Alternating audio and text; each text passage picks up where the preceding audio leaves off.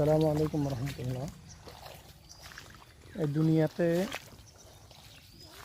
একমাত্র আপনার আপন হচ্ছে আল্লাহ তাআলা এবং আল্লাহ তাআলার রসুল। দ্বিতীয়ত আর কেউ থাকলে যাদের একটু ফ্যামিলি ভালো, তারা মা বাবা। অন্যথায় এই দুনিয়ায় আপনার আপন কেউ নেই। আপনি খেয়াল করে দেখবেন, আপনি যদি কোনো টাকা পয়সা ইনকাম করতে না পারেন, তাহলে এই দুনিয়ার বাস্তবতাটা আপনি হারে হারে বুঝতে পারবেন। বেকার আছেন, কিন্তু এক সময় না এক সময় অবশ্যই টাকা ইনকাম করবেন। কিন্তু যতদিন না আপনি টাকা ইনকাম করবেন, যতদিন বেকার থাকবেন, ততদিন আপনি বুঝতে পারবেন এই দুনিয়াটা কি আসলে। আপনাকে এই দুনিয়ার মধ্যে যদি আপনি ইনকাম না করতে না পারেন, তাহলে আপনাকে দুইটা পয়সার দাম দিবে না। সেজন্য যে কোনো উপায়ে আপনি চেষ্টা করবেন কিছু না কিছু টাকা ইনকাম করার জন্য।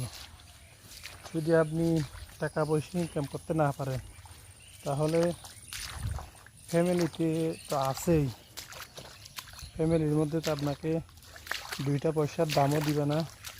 আর বাইরের কথা তো বাদই দিলাম, বাইরে তো রাস্তাঘাটে, তারপর পাড়া প্রতিবেশী, তো তারা তো আপনাকে পূর্ণ কথা বলবে। আর বাড়িরগুলো তো ফ্যামিলিগুলো তো প্রতিদিন শুনতে শুনতে আপনার মুখস্থ হয়ে যাবে, সহ্য হয়ে যাবে। আর কিন্তু এমন এমন কিছু লোক আপনাকে এরকম এরকম কথা বলবে, সেগুলা আপনি শুকনা মাটিতে গেড়ে যাওয়ার মতো অনেক কথা বলবে।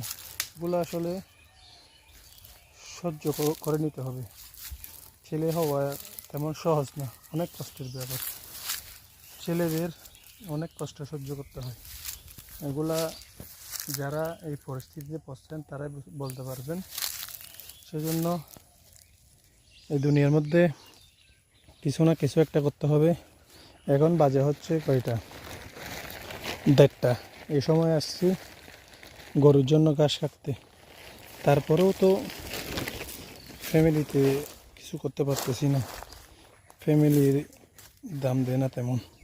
সেজন্য বলতেছি কিছু একটা আপনারা করেন, যারা আমার মতো বেকার আছেন, প্রতিনিয়ত ফ্যামিলির চাপ সহ্য করতেছেন, যেমন পাড়া প্রতিবেশীরা অনেকজন অনেক রকমের কথা বলতেছে।